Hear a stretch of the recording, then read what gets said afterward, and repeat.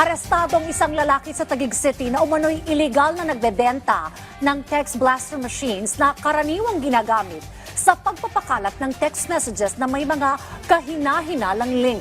Yan ang ulat ni Ryan Lesiges. Walang kawala ang lalaking ito ng palibutan ng mga pulis sa Bikutan, Taguig City. Target siya ng ikinasang entrapment operation ng PNP Anti-Cybercrime Group dahil sa umano'y illegal na pagbebenta ng text blaster machines online. Walang kamalay-malay ang suspect na ang inakala niyang ordinaryong transaksyon, isa na palang entrapment operation. Nabisto ang modus ng suspect matapos magsagawa ng cyber patrolling ang mga tauhan ng PNP ACG. Wala po siyang authority to possess and sell this kind of devices.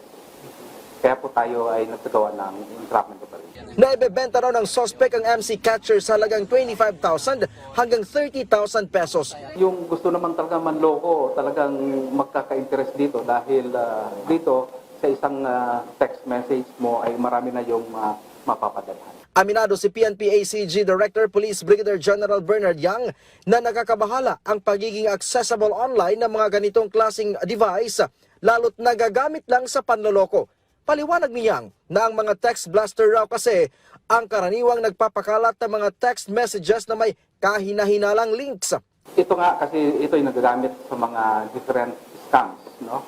Sending text messages with different links kung saan hinihikayat natin yung ating mga kababayan na mag-input ng kanilang mga personal data, different bank accounts and credit card information. Ito yung tinatawag nating spoofing. Maharap ang suspect sa reklamong paglabag sa Philippine Radio Control Law na may kaugnayan sa Cyber Prevention Act.